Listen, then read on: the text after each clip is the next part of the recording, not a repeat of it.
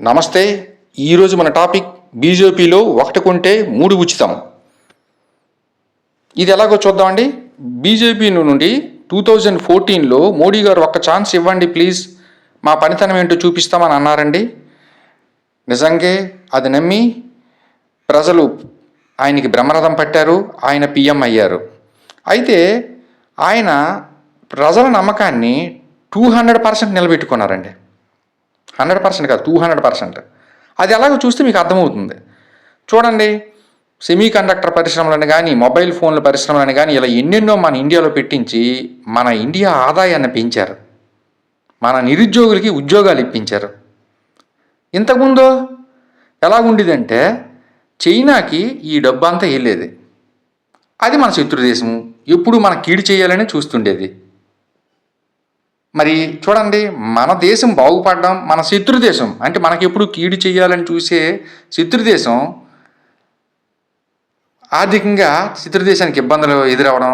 ఇప్పుడు చూసారా, చైనా ఏమంటుందో, మాకు ఇండియా కావాలి, ఇండియా కావాలనే పరిస్థితి వచ్చింది చైనాకి. ఇంతకుముందు భయపెట్టేది. అది ఇప్పుడు మరి ఇది 200% కాదా? అందుకే అన్నానండి, మోడీ గారు 200% నిలబెట్టుకున్నారా ప్రజల నమ్మకాన్ని అని చెప్పాను. ఇదే అనుకుంటే మాత్రం పప్పులో కాలేసినట్టు. అది ఎలాగో చూద్దాం. ఆయన తన తరువాత వారసులుగా 3 అంటే 3 కాదండి, 3 అంటే 3 కాదు, చెప్పడానికి చేంతాడంత లిస్ట్ ఉంది. కానీ ప్రస్తుతానికి ఒక 3 చూసుకుందాం. ఏంటి, ఆయన వారసులుగా ఒక 3 తయారు చేశారు. 3 అంటే 3 కాదండి, ఇంకెంతోమంది, 3 కాదు, ఇంకెంతోమంది ఉన్నారు. ప్రస్తుతానికి 3 చూసుకుందాం. ఎవరో చూద్దాం.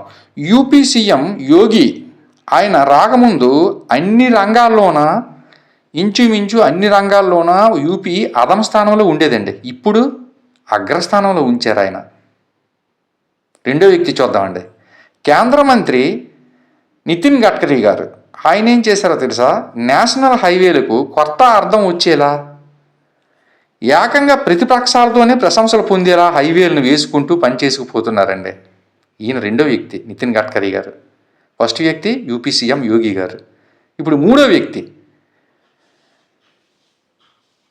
అల్లర్లతో ఎప్పుడూ అట్టుడికిపోయే రాష్ట్రమైనటువంటి అస్సాంలో అక్రమ చొరబాటుదారులతో అనంతమైన అవస్థలకు గురవుతున్న రాష్ట్రం అస్సాం రాష్ట్రంలో, అస్సాం రాష్ట్రాన్ని అద్భుతం అనిపించేలా పరిపాలించే హిమంత బిశ్వశర్మ గారండి.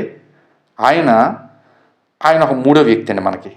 మనం ఎందుకు మనం 3 అని అంటున్నాం అంటే, లెక్క కోసం ఇంతకుముందు చెప్పాను కదా, బీజేపీలో ఒకటి కొంటే 3 ఉచితమని. ఆ లెక్క కోసం ఈ 3 మీకు చెప్పాను అన్నమాట. అంతేగాని చాలామంది ఉన్నారు యోధులు. Thank you very much. జై హింద్.